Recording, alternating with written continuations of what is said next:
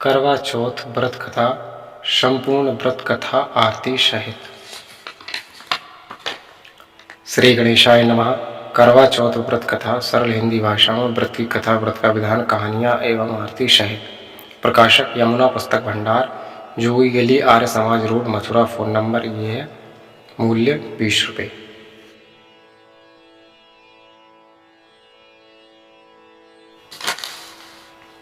करवा चौथ का व्रत। यह व्रत कार्तिक मास के कृष्ण पक्ष की चतुर्थी को किया जाता है। इस व्रत को करवा चौथ का व्रत कहा जाता है। सुहागिन स्त्रियों के लिए यह बहुत ही श्रेष्ठ और उत्तम व्रत है। स्त्रियों का इस व्रत को अपने पति की दीर्घायु के लिए करती हैं। हिंदुओं में इस व्रत को बहुत ही अधिक महत्व प्राप्त है।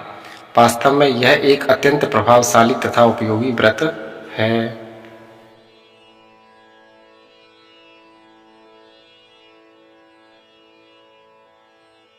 करवा चौथ की पूजन सामग्री: 1 पीली मिट्टी, 2 पीले या लाल रंग का कपड़ा, 3 लकड़ी का पटरा, 4 करवा मिट्टी का, 5 करवा खांड या चीनी का, नंबर 6 रूली, नंबर 7 सिंदूर, नंबर 8 कलावा, नंबर 9 दीपक, नंबर 10 रुई, नंबर 11 घी, नंबर 12 धूपबत्ती, 13 कपूर, 14 फूलमाला, 15 पान, नंबर 16 पंचमेवा, नंबर 17 पंचामृत, नंबर 18 मौसम के अनुसार फल, नंबर 19 पेड़ा बताशा, नंबर 20 गंगाजल, न होने पर सादा स्वच्छ पानी, और नंबर 21 चावल। करवा चौथ व्रत करने की विधि: इस दिन सुहागिन स्त्री को प्रातः काल ही घर की सफाई आदि करके स्नान आदि से निवृत्त हो लेना चाहिए। इस दिन स्त्री को पूरे दिन निर्जल उपवास करना चाहिए।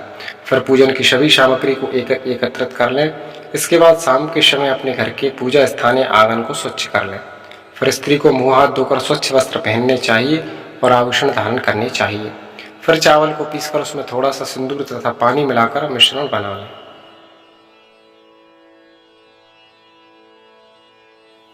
और इससे दीवार पर करवा माता और भगवान गणेश का चित्र बनाएं।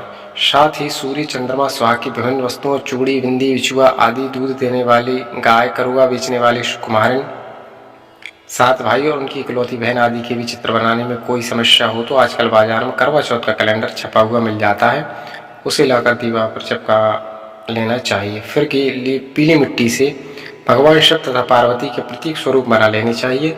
फिर लकड़ी का पटरा रखकर उस पर पीले या लाल रंग का कपड़ा बिछा दें और उस पर स्वरूपों को रख दें। मिट्टी के करवा में कलावा बांध दें और रात को आकाश में चंद्रमा निकल उसमें पानी भर कर रखें। फिर दीपक, धूपबत्ती और आदि जला लें। फिर रोली चावल से पूजा करें और फूल आदि चढ़ाएं। रात को जब आकाश में चंद्रमा निकल आए तो उसे देखकर उसे प्रणाम करना चाहिए और मिट्टी के करवा में भरे हुए पानी से अर्घ देना चाहिए। कई स्थानों में चंद्रमा को चलने की ओर से देखने की परंपरा भी है। इसके बाद में अपने पति के चरण स्पर्श करने चाहिए। घर में यदि कोई बड़ी महिला जैसे सास, जेठानी आदि हो तो उसके चरण स्पर्श करना चाहिए। इसके बाद में व्रत का पारण करना चाहिए। खांड या चीनी वाले करवा को घर की बड़ी महिला सदस्य जैसे सास, जेठानी आदि को भेंट में देना चाहिए।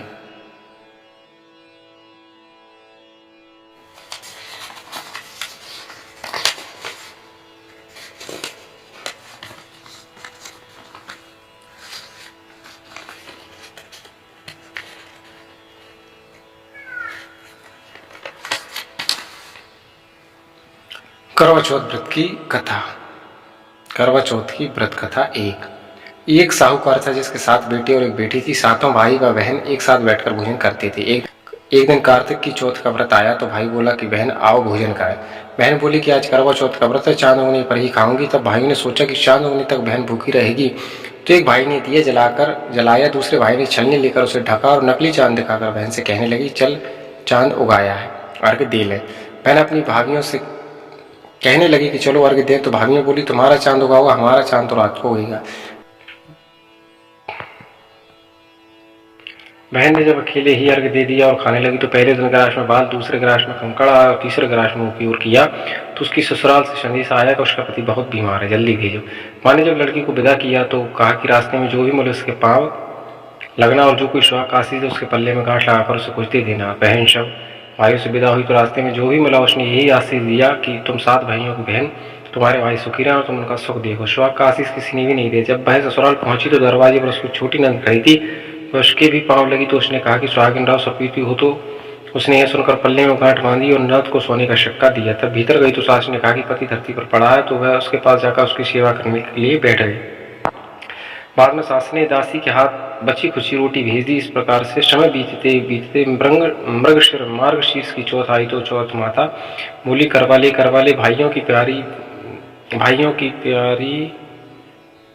करवा ले। लेकिन जब उसे चौथ माता नहीं दिखलाई दी तो वह बोली, हे माता, आपने मुझे उजाड़ा तो आप ही मेरा उद्धार करोगी, आपको मेरा सुहाग देना पड़ेगा। तब उस चौथ माता ने बताया कि पौष की चौथ आएगी तो वह मेरे से बड़ी उसे ही सब करना, वही तुम्हारी सुहाग वापस देगी। पौष की चौथ आकर चली गई, माघ की चली गई, फाल्गुन की चली गई, चैत्र वैशाख ज्येष्ठ आषाढ़ श्रावण भादों की सभी चौथ आई और कहकर चली गई। तब आगे वाली को कहना, असोज की चौथ आई तो उसने बताया कि तुम पर कार्तिक की चौथ नाराज, उसी ने तुम्हारा सुहाग लिया, वही वापस कर सकती है, वही आएगी तो पांव पकड़कर विनती करना।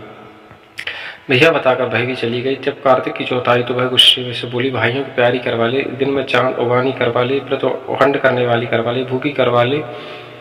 तो यह सुनकर वह चौथ माता को देखकर उसके पांव पकड़ गिड़गिड़ाने लगी, हे चौथ माता, मेरा सुहाग तुम्हारे हाथों में, आके मुझे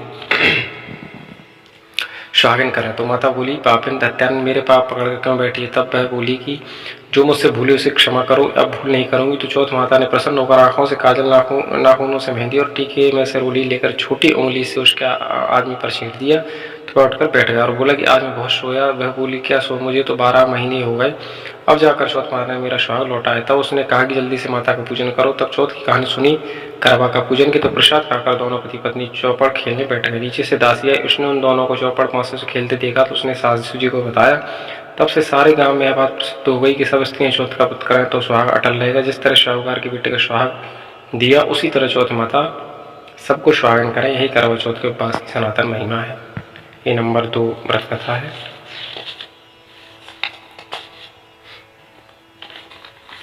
ये नंबर 3 व्रत कथा है।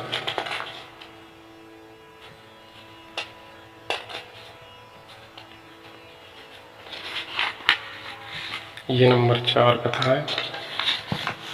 और ये आरती श्री गणेश जी की आरती, श्री शिव जी की आरती।